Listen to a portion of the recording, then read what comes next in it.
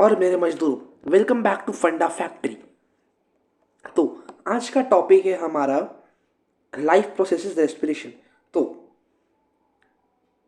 एक पेन और पेपर लेके बैठ जाइएगा क्योंकि आज का फंडा हम चालू करेंगे रेस्पिरेशन से।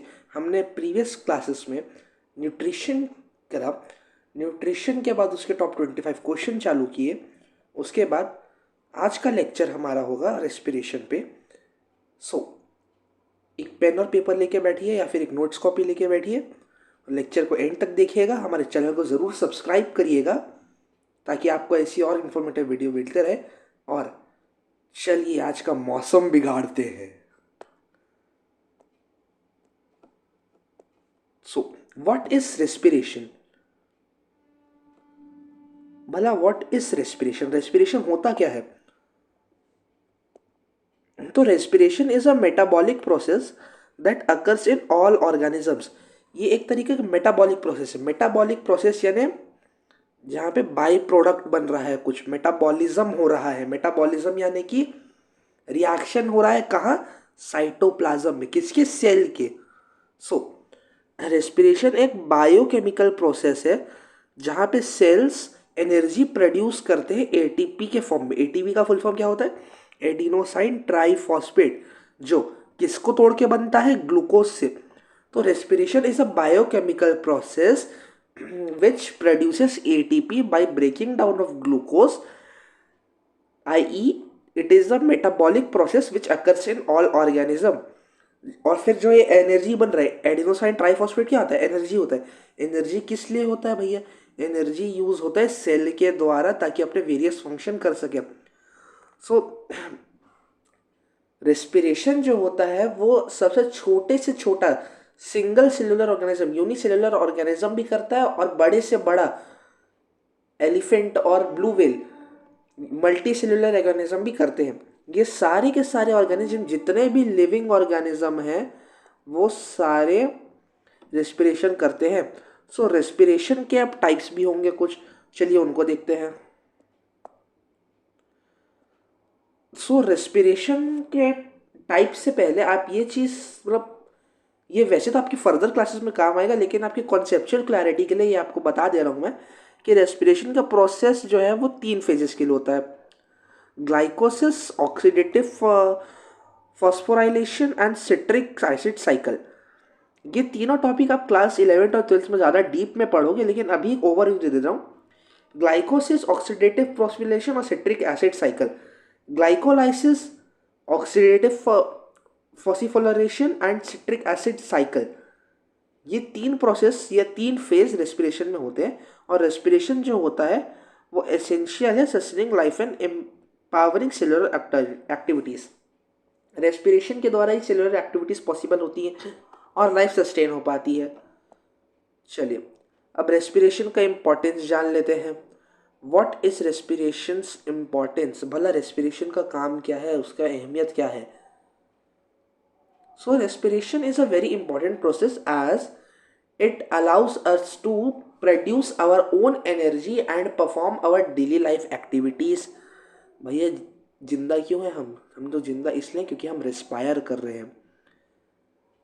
रेस्पिरेशन और इनहेलेशन दोनों अलग अलग प्रोसेस है। रेस्पिरेशन में मेटाबॉलिक एक्टिविटीज होती है और इनहेलेशन एक्सहेलेशन में एयर का इनटेक होता है और आउटटेक होता है। चलिए अब रेस्पिरेशन का जो होता है अहमियत समझते हैं। तो रेस्पिरेशन से ऑक्सीजन हम इनटेक कर रहे हैं। हम लोग ऑक्सीजन इसलिए इनटेक कर रहे हैं क्योंकि ऑक्सीजन जो होता है वो हमारे बेसिक लाइफ फंक्शंस को सस्टेन करने में हेल्प करता है, और हमारे अंदर जितने भी बाई प्रोडक्ट्स होते हैं वो लगभग ऑक्सीजन के ही बने होते हैं। Oxygen is very essential for our body to convert food into energy. भैया ग्लूकोज को ब्रेक डाउन करने के लिए ऑक्सीजन की बहुत ज़्यादा अहमियत है, इसीलिए हमारे ऑक्सीजन के बिना हम जिंदा नहीं रह सकते। सो ऑक्सीजन हम अंदर कैसे लेते हैं? रेस्पिरेशन की वजह से। Respiration allows us to take in oxygen. अब ऑक्सीजन ले रहे हैं, अब भैया ऐसा तो नहीं है कि आप सिर्फ छाट छाट के एयर से ऑक्सीजन लोगे। आप एयर इनहेल करते हो ना, तो एयर के साथ, एयर में क्या क्या होता है? Oxygen, nitrogen dioxide, carbon dioxide, carbon monoxide, अलग अलग प्रकार के एयर होते हैं। आप एयर इनहेल करते हो, तो जितना भी वेस्ट प्रोडक्ट है वो सब रिमूवल भी होगा। तो कार्बन डाइऑक्साइड एक वेस्ट प्रोडक्ट है। एयर में हम ऑक्सीजन इनटेक करते हैं और बाकी सारी चीज़ें बाहर आउटटेक दे देते हैं। रेस्पिरेटरी सिस्टम हमारा वैसा डिज़ाइन किया गया है कि हम ऑक्सीजन इनटेक कर रहे हैं और बाकी वेस्ट प्रोडक्ट जो हमारी बॉडी को रिक्वायर्ड नहीं है उसको बाहर फेंक दे रहा है। कार्बन डाइऑक्साइड जो हमारी बॉडी प्रोड्यूस भी कर रही है मेटाबॉलिज्म से, उसको हम रेस्पायर करके बाहर फेंक रहे हैं। ऑक्सीजन अंदर ले रहे हैं, कार्बन डाइऑक्साइड बाहर फेंक रहे हैं। होम्योस्टैटिस, होम्योस्टैटिस जो होता है वो बॉडी का टेम्परेचर, पीएच लेवल और अदर वाइटल फंक्शंस का शॉर्ट फॉर्म होता है। सो रेस्पिरेशन जो होता है वो होम्योस्टैटिस यानी delicate balance of human body को मेंटेन करने में हेल्प करता है। तो एक quick recap importance of respiration, oxygen intake, carbon dioxide removal और होम्योस्टैटिस। होम्योस्टैटिस यानी बॉडी के बेसिक फंक्शंस को बैलेंस करना। कार्बन डाइऑक्साइड रिमूवल यानी बॉडी के अंदर जो मेटाबॉलिक एक्टिविटीज हो रही है उसका जो कार्बन डाइऑक्साइड बाई प्रोडक्ट बन रहा है उसको रिमूवल करना। और ऑक्सीजन इनटेक, हमारी बॉडी के अंदर मेटाबॉलिक एक्टिविटीज को एनेबल करने के लिए ऑक्सीजन चाहिए, इसलिए ऑक्सीजन का इनटेक कर रहा है। चलिए next topic, process of respiration. So process of respiration is very easy.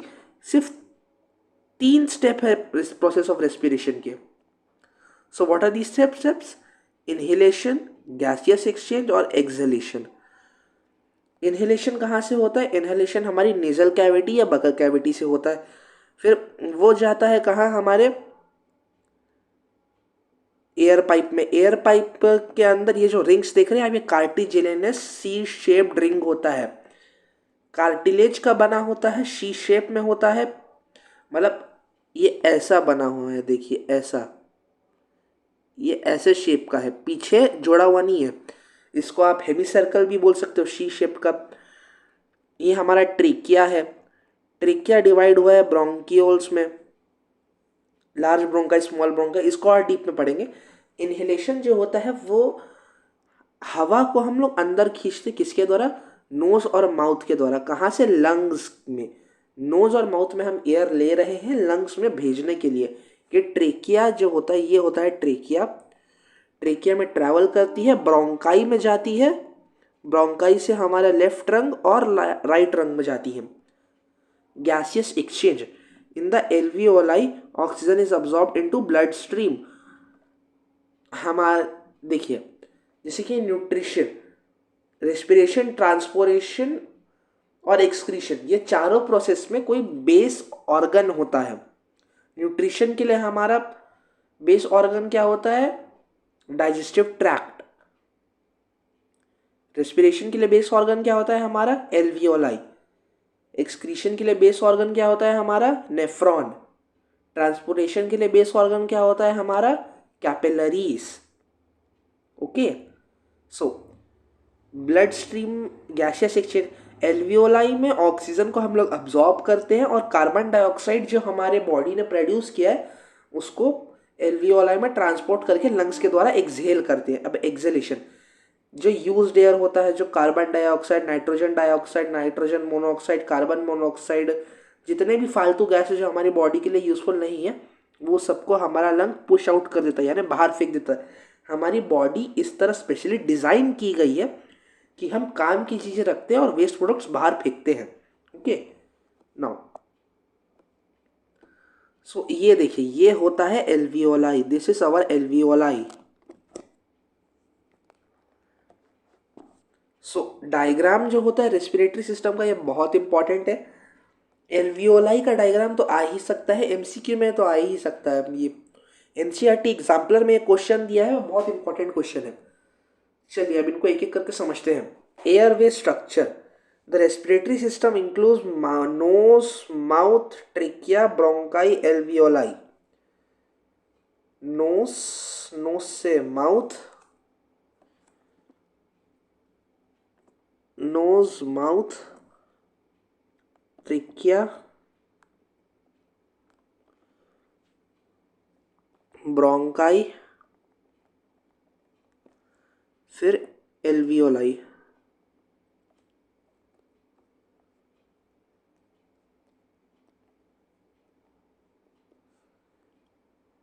ये सारे ऑर्गन जो होते हैं ये एयरवे स्ट्रक्चर होते हैं। एयरवे स्ट्रक्चर यानी एयर इन्हीं में ट्रैवल करती है। एयर हम कहाँ से लेते हैं? नोज से लेते हैं, माउथ से लेते हैं। कहाँ जाती है? ट्रिकिया में जाती है। ट्रिकिया से कहाँ डिवाइड होता है? ब्रोंकाई में डिवाइड होता है। ब्रोंकाई में स्मॉल ब्रोंक्यूल्स होते हैं। फिर स्मॉल ब्रोंक्यूल्स के बाद ये देखिए, ये स्मॉल ब्रोंक्यूल्स होते हैं जिसको मैं शेड कर रहा हूँ अभी। ये देखिए, ये शेडेड रीजन जो है ये स्मॉल ब्रोंक्यूल्स है, और ये जो वाइट रीजन से मार्क कर रहा हूँ ये एल्वियोलाई है। ओके, सो एयरवे स्ट्रक्चर से नोज, माउथ, ट्रेकिया, ब्रोंकाई और एल्वियोलाई ये सारे फैसिलिटेट करते हैं ब्रीदिंग को। ब्रीदिंग यानी रेस्पिरेशन का एक सब प्रोसेस जिसमें इनहेलेशन और एक्सहेलेशन ऑफ एयर होता है। Okay, facilitate breathing products nose, mouth, trachea, bronchi, alveoli. जबान पे रटा होना चाहिए एट योर फिंगर टिप्स। चलिए अगला, gaseous exchange. Alveoli in the lungs are site of gaseous exchange where oxygen is absorbed and carbon dioxide is released. Alveoli is the base product of respiratory system. यहीं पे जो होता है हमारा gaseous exchange होता है। देखिए, आर्टरीज और वेन्स जो है ये यहाँ आ रही है, एल्वियोलाई से कनेक्टेड है। आर्टरीज यानी ऑक्सीजनेटेड ब्लड और वेन्स है ना डीऑक्सीजनेटेड ब्लड। ये आपको आने वाले लेक्चर में हम और डीप में समझाएंगे। अभी के लिए इतना समझ लीजिए, आर्टरीज डीऑक्सीजनेटेड ब्लड कैरी करती है, वेन्स डीऑक्सीजनेटेड ब्लड कैरी करती है। आर्टरीज को हम रेड कलर से रिप्रेजेंट कर रहे हैं, वेन्स को हम ब्लू कलर से रिप्रेजेंट कर रहे हैं। तो एल्वियोलाई जो होता है वो ब्लड कैपिलरीज से कनेक्टेड होता है, ब्लड वेसल से कनेक्टेड होता है, जहाँ पे वो ब्लड वेसल से कार्बन डाइऑक्साइड अब्जॉर्ब करता है और oxygen produce in the sense उनको देता है। ये गैसियस एक्सचेंज की साइट होती है जहाँ पे ऑक्सीजन अब्जॉर्ब होता है, कार्बन डाइऑक्साइड रिलीज होता है। अब इतना सब एक्टिविटी हो रहा है, मसल मूवमेंट हो रहा है, तो ये सब किसके कारण हो पा रहा है? डायफ्राम के कारण। डायफ्राम जो होता है वो एक मस्कुलर ऑर्गन है, एक अम्ब्रेला टाइप का मसल है जो हमारे लंग्स के नीचे प्रेजेंट होता है। ये थोरैसिक कैविटी को रेस्पिरेटरी कैविटी से अलग करता है। याद रखिएगा, function of diaphragm separation of thoracic cavity from respiratory cavity and help in respiration process। चलिए अब मान लीजिए, अज्यूम करते हैं कि डायफ्राम एक अम्ब्रेला जैसा होता है। डायफ्राम एक अम्ब्रेला जैसा होता है, जो अम्ब्रेला जब खुला रहता है एक डोम शेप का रहता है। अम्ब्रेला ऐसा रहता है ना भैया, छाता, ये देखिए छाता ऐसा रहता है। ये छाता जो है जब ऐसा बना रहता है तो डायफ्राम जो होता है वो एक्सहेल कर रहा है, ऊपर जा रहा है, छाता खोल रहा है, ऊपर जा रहा है। फिर डायफ्राम जो होता है वो जब नीचे आता है यानी छाते को बंद कर दे रहे हो आप, क्लोजिंग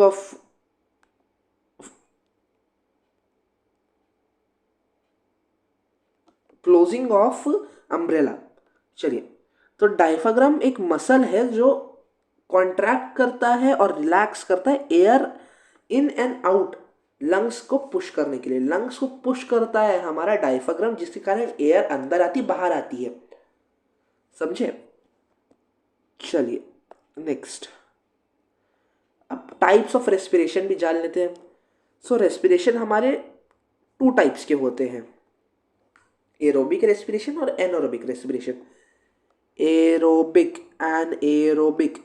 एरोबिक यानी कि जिसमें ऑक्सीजन प्रेजेंट होता है, present oxygen, absent oxygen. Anaerobic यानी ऑक्सीजन एब्सेंट, एरोबिक यानी ऑक्सीजन प्रेजेंट। एरोबिक रेस्पिरेशन में ऑक्सीजन जो होता है वो प्रेजेंट होता है, जिसके कारण इसका बाई प्रोडक्ट जो बनेगा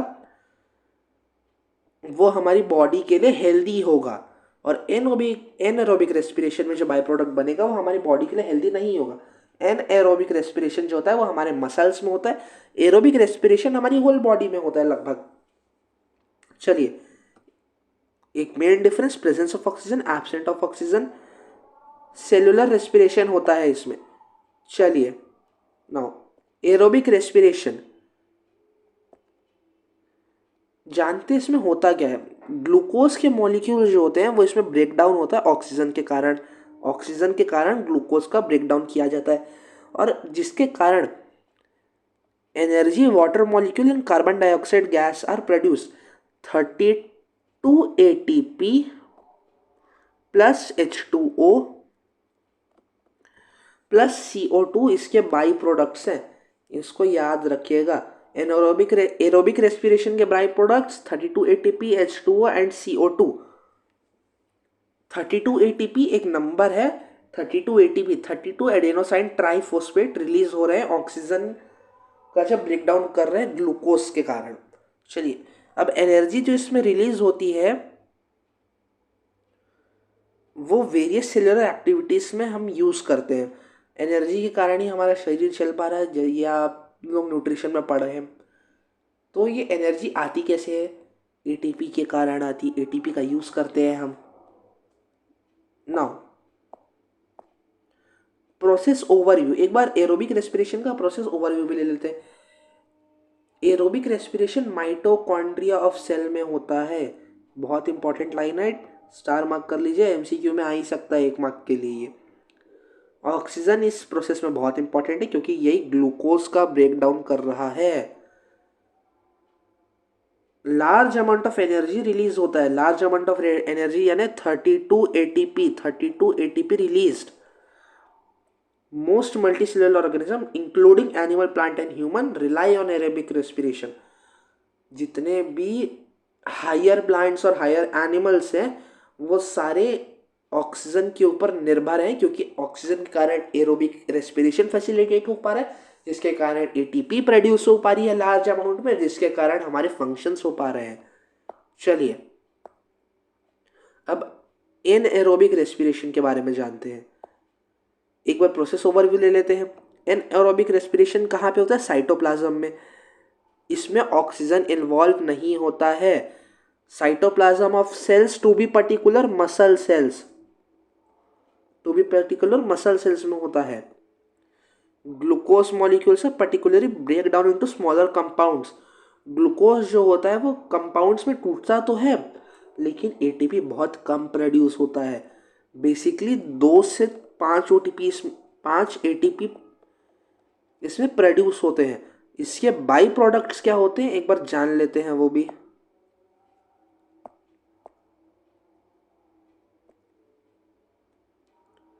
इसके जो बाई प्रोडक्ट्स होते हैं वो लैक्टिक एसिड होते हैं। सो ग्लूकोज का इसमें ब्रेक डाउन हो रहा है lactic acid plus energy. Lactic acid muscle cell में जब हम विगरस एक्सरसाइज करते हैं मसल कॉन्ट्रैक्ट होता है, ब्रीदिंग हमारा रेट बढ़ जाता है, ऑक्सीजन हम कम यूटिलाइज कर पा रहे हैं। तो मसल सेल जब ऑक्सीजन नहीं पहुंच पा रहा है तो वो लोग एनारोबिक रिस्पिरेशन करते हैं, जिसके कारण हमारी बॉडी में लैक्टिक एसिड और एनर्जी प्रोड्यूस होता है। जो एनर्जी होता है वो बहुत कम होता है एरोबिक रेस्पिरेशन के कंपेरेटिव, रिलेटिवली लेसर होता है। ये इंटेंस हैवी एक्सरसाइज में होता है और जिसमें ऑक्सीजन की सप्लाई बहुत कम होती है। Lactic acid buildup causes muscle fatigue. Important line है, स्टार मार्क कर लीजिए। लैक्टिक एसिड मसल में जब बिल्डअप होता है तो हमको मसल क्रैम्प्स आते हैं। लैक्टिक एसिड याद रखिएगा, लैक्टिक एसिड के कारण मसल क्रैम्प होते हैं। लैक्टिक एसिड प्रोड्यूस क्यों होता है? विगरस एक्सरसाइज के कारण। भैया भाग रहे हो, सांस कम ले रहे हो, ऑक्सीजन कम हो रहा है, क्या होगा? लैक्टिक एसिड प्रोड्यूस होगा, क्या होगा? मसल क्रैम्प होगा। ओके, सो एनारोबिक रेस्पिरेशन का ही एक और सब टाइप होता है अल्कोहल फर्मेंटेशन। ये यीस्ट और बैक्टीरिया में होता है, याद रखिएगा। एक ह्यूमन मसल सेल में, एक यीस्ट और बैक्टीरिया में। इसका जो होता है मेनली यूज हम अल्कोहल प्रोड्यूस करने में होते हैं। ग्लूकोज जो होता है वो ब्रेक डाउन होता है in the not presence of oxygen, ethyl alcohol, carbon dioxide और एनर्जी। वही 2 से 5 एटीपी प्रोड्यूस होगी, अल्कोहल प्रोड्यूस होगा और कार्बन डाइऑक्साइड होगा। किसमें? ईस्ट और सम बैक्टीरिया में। ये brewing, baking and wine making में बहुत यूज होता है। भैया बेकिंग करते हो आप, बेकिंग करते हो, केक बनाते हो, केक को फुलाते किसके हो? ईस्ट के कारण। ईस्ट में क्या होता है? Anaerobic respiration. एनारोबिक रेस्पिरेशन के कारण क्या बनता है? Alcohol, carbon dioxide, ATP. अब भटूरे बनाते हैं, भटूरे बनाने में हम यूज़ करते हैं ईस्ट का। ईस्ट के कारण हमारा भटूरा फूलता है। फूलता क्यों है? Carbon dioxide. कार्बन डाइऑक्साइड चीज़ों को फुलाने में यूज़ होता है। East produces ethyl alcohol during fermentation. भैया किसी भी चीज़ को सड़ाओगे आप, कुछ ना कुछ प्रोडक्ट्स बनेंगे, और इस बार जो प्रोडक्ट बन रहा है वो हमारे ह्यूमंस की जो सिविलाइजेशन है उसमें बहुत पुराने ज़माने से यूज़ हो रहा है। जो ओल्ड ह्यूमन सिविलाइजेशन है, old human Indian civilization to be precise, alcohol का प्रोडक्शन बिफोर क्रिश्चियन एरा से करते आ रही है। भैया 0 BC से पहले हम एल्कोहल का प्रोडक्शन कर रहे हैं। एल्कोहल का प्रोडक्शन किसके कारण हो पा रहा है? एनएरोबिक रेस्पिरेशन का सब टाइप एल्कोहल फर्मेंटेशन के कारण, जो किसमें होता है? ईस्ट और बैक्टीरिया में होता है। चलिए नेक्स्ट टॉपिक। आप सबके सब अपनी एनसीईआरटी खोल लीजिए और एनसीईआरटी में रेस्पिरेशन में देखिएगा ये डायग्राम बना होगा। ये डायग्राम को 5 स्टार रेटिंग तुरंत दे दीजिए। ये डायग्राम इतना इंपॉर्टेंट है, हर साल सीबीएसई डायग्राम को पूछते, रिपीटेड क्वेश्चन आता है। ये डायग्राम को रटा होना चाहिए। इस डायग्राम में बेसिकली कुछ नहीं दिया है, कद्दू है। कद्दू है ये डायग्राम। इस डायग्राम में ग्लूकोज जो है साइटोप्लाज्म में ब्रेक हो रहा है, वो पायरुवेट में हो रहा है। पायरुवेट एक ग्लूकोज का ही ब्रेकडाउन हुआ वो कंपाउंड है जो 3 कार्बन कंपाउंड है। अब पायरुवेट जो होता है वो साइटोप्लाज्म में ब्रेकडाउन होता है। अब पायरुवेट 3 जगह ब्रेकडाउन होता है, एक माइटोकॉन्ड्रिया में, एक मसल सेल में, और एक ईस्ट। माइटोकॉन्ड्रिया और मसल सेल में ऑक्सीजन प्रेजेंट है, लेकिन मसल सेल में ऑक्सीजन बहुत कम है और माइटोकॉन्ड्रिया में ऑक्सीजन बहुत ज़्यादा है। तो ऑक्सीजन ज़्यादा यानी एनर्जी ज़्यादा, ऑक्सीजन ज़्यादा यानी एनर्जी ज़्यादा, ऑक्सीजन कम यानी एनर्जी कम, ऑक्सीजन है ही नहीं यानी एनर्जी बहुत ज़्यादा कम, बहुत ज़्यादा कम। तो चलिए एक बार डायग्राम को समझते हैं। ग्लूकोज बॉडी ब्रेकडाउन करती है साइटोप्लाज्म में। साइटोप्लाज्म में एक 3 कार्बन कंपाउंड प्रोड्यूस होता है, पायरुवेट। अब पायरुवेट जो होता है वो 3 कंडीशन के ऊपर ब्रेकडाउन हो सकता है। अगर आपकी बॉडी में ऑक्सीजन की प्रेजेंस बहुत ज़्यादा है तो माइटोकॉन्ड्रिया में ब्रेकडाउन होगा, उसके कारण 32 ATP carbon dioxide and H2O produce होगा। और अगर ऑक्सीजन की कमी है, लैक ऑफ फूड हुए, एनारोबिक रेस्पिरेशन होगा, लैक्टिक एसिड, ये भी एक 3 कार्बन कंपाउंड है, और एनर्जी का प्रोडक्शन होगा। एनर्जी यानी 2 से 5 ATP, और ऑक्सीजन है ही नहीं। ईस्ट और सम बैक्टीरिया याद रखिएगा, ethanol 2 carbon compound, carbon dioxide, energy का प्रोडक्शन होगा। ये डायग्राम स्टार मार्क कर लीजिए, रट लीजिएगा, बहुत इंपॉर्टेंट है। सीबीएसई इसमें हर साल क्वेश्चन देती है। मैं गारंटी के साथ कह रहा हूँ आपके मिड टर्म के पेपर में इससे एक क्वेश्चन तो आएगा ही आएगा। चलिए अब लंग्स के बारे में जान लेते हैं थोड़ा। लंग्स जो होते हैं वो 2 लार्ज ऑर्गन होते हैं हमारे चेस्ट कैविटी में present.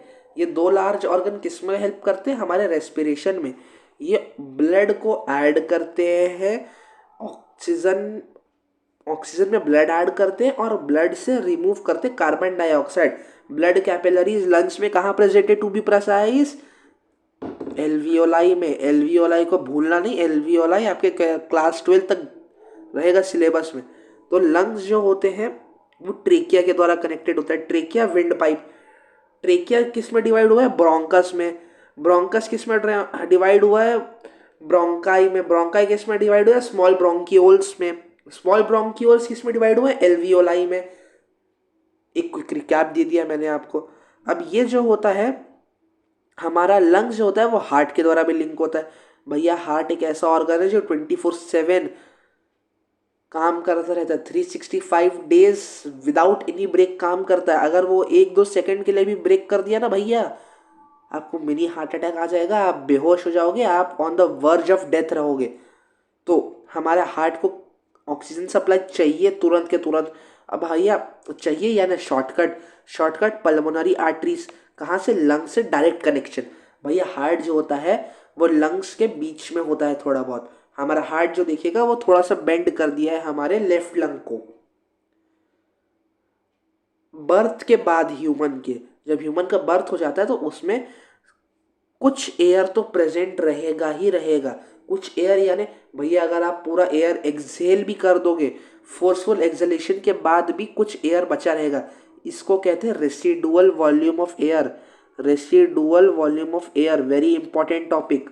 Residual volume of air से क्वेश्चन आता ही आता है। रेसिडुअल एयर यानी जो फोर्सफुल एक्सलेशन के बाद भी जो एयर आपके लंग्स में बच रही है, जो आपके लंग्स को कोलैप्स होने से बचा रही है, उसको रेसिडुअल वॉल्यूम ऑफ एयर कहते हैं। हेल्दी लंग्स जो होते हैं वो हमारे वाटर में फ्लोट करेंगे, तैरेंगे, और जब दबाया जाएगा, उन्हें स्क्वीज किया जाएगा तो क्रैकल करके आवाज करेंगे। और जो डिजीज लंग होता है, यानी जिनको कैंसर हो जाता है या फिर जो लोग स्मोकिंग करते हैं, उनके लंग्स जो होते हैं वो ख़राब हो जाते हैं और वो लंग्स ब्लैकिश हो जाते हैं, तो वो टेंड करते हैं सिंक करने में, यानी डूब जाते हैं वो लंग। हेल्दी लंग फ्लोट करेगा वो वाटर में और क्रैंकल आवाज़ करेगा स्क्वीज करने पे, और डिजीज लंग डूब जाएगा यानी सिंक करेगा। एल्वियोलाई में गैसियस एक्सचेंज होता है। ऑक्सीजन हमारे मेन ब्लड स्ट्रीम में एंटर होता है, कार्बन डाइऑक्साइड हमारी बॉडी से रिमूव किया जाता है। चलिए now internal structure of lungs. हमारा जो लंग्स होता है उसका एक रीजन होता है हीलियम, जहां पे bronchi, pulmonary arteries, veins, lymphatic vessels and nerve enter करते हैं। हीलियम करके जो एरिया होता है वहीं पर से सारी की सारी चीजें एंटर करती है। ओके, ये सारी चीजें हमारे एल्वियोलाई से जाके कनेक्ट हो जाती है। ब्रोंकाई जो होता है वो सब डिवाइड होता है ट्यूब्यूल्स में। ट्यूब्यूल्स यानी ये देखिए, ये ब्रोंकाई है, ये ट्यूब्यूल्स में डिवाइड हुआ है। Bronchi, small bronchioles, this tubule eventually lead to bronchioles. इनको ब्रोंकियोल्स कहते हैं। ब्रोंकियोल्स किस में कनेक्टेड है? Air sacs called alveoli. Alveoli का डायग्राम और ये डायग्राम आप लोग को रटा होना चाहिए, एनसीईआरटी का बहुत इंपॉर्टेंट डायग्राम है। एल्वियोलाई में क्या होता है? गैसियस एक्सचेंज होता है। ऑक्सीजन हमारी मेन ब्लड स्ट्रीम में एंटर करेगा, कार्बन डाइऑक्साइड रिमूव करेगा। एल्वियोलाई से ब्लड वेसल्स कनेक्टेड होते हैं। एल्वियोलाई में ब्लड वेसल्स कनेक्टेड होते हैं, याद रखिएगा। Alveoli is connected to our blood vessels, nerve, veins, arteries सब कनेक्टेड है यहाँ पर। एक बार आपको जूम इन करके दिखा देता हूँ मैं। हमारा नेजल पैसेज से एयर एंटर होगा, फिर नेजल पैसेज से कहाँ जाएगा? वो ट्रैकिया में। ट्रैकिया में क्या प्रेजेंट होता है? C shaped cartilaginous ring. ये सी शेप्ड कार्टिलेजिनस रिंग क्या हेल्प करता है? हमारी बॉडी के ट्रैकिया को कोलैप्स होने से बचाने के लिए। भैया एयर नहीं होगी तो ट्रैकिया कोलैप्स हो जाएगा। यहाँ पे रेसिडुअल एयर नहीं होता, इसलिए यहाँ पे कार्टिलेजिनस रिंग प्रेजेंट होता है। अब ट्रेकिया से कहाँ जाएगा? ट्रेकिया से जाएगा, ट्रेकिया से हमारा डिवाइड होगा हमारा ब्रोंकियोल्स में, ब्रोंकाई में। ब्रोंकाई किस में डिवाइड होगा? ब्रोंकियोल्स में। ब्रोंकियोल्स किस में डिवाइड होंगे? स्मॉल ब्रोंकियोल्स में। और small bronchioles eventually will lead to what is this? This is alveoli. तो नेजल कैविटी, नेजल कैविटी से ट्रिकिया, ट्रिकिया से ब्रोंकाई, ब्रोंकाई से ब्रोंकियोल्स, ब्रोंकियोल से स्मॉल ब्रोंकियोल, स्मॉल ब्रोंकियोल से alveoli. Alveoli is connected to artery, veins and blood vessels. यहाँ पे exchange of gases facilitate होता है। एल्वियोलाई सैक लाइक स्ट्रक्चर है। सैक लाइक स्ट्रक्चर क्यों है ये? सैक लाइक स्ट्रक्चर ये इसलिए ताकि सरफेस एरिया बढ़े रेस्पिरेशन के लिए। याद रखिएगा, सैक लाइक स्ट्रक्चर बहुत इंपॉर्टेंट लाइन है। सीबीएसई पूछता है आपके मिड टर्म के एग्जाम में, तो ये 100% आएगा। चलिए नाउ आखिरी तक हमारे वीडियो में जुड़े रहने के लिए बहुत बहुत थैंक यू। हमारे फंडा फैक्ट्री के चैनल को ज़रूर सब्सक्राइब करिएगा, हमारे टेलीग्राम को चैनल को भी ज्वाइन करिएगा, हमारे व्हाट्सएप चैनल को भी ज्वाइन करिएगा। अगर आपको कुछ भी डाउट्स होंगे तो हमारे कमेंट में पोस्ट करिएगा, हम उनको जल्द से जल्द सॉल्व करने की कोशिश करेंगे। और हम फ्यूचर में प्लान कर रहे हैं, आप अपने डाउट्स को हमारे साथ शेयर करिए और हम उनके ऊपर एक प्रॉपर वीडियो बना के लाएंगे ताकि आपके डाउट्स क्लियर हो सके। तो आज का आपका फंडा क्लियर होता है। आई होप आपका फंडा क्लियर होगा, अंडा तो नहीं होगा। तो this was our teacher signing off, thank you.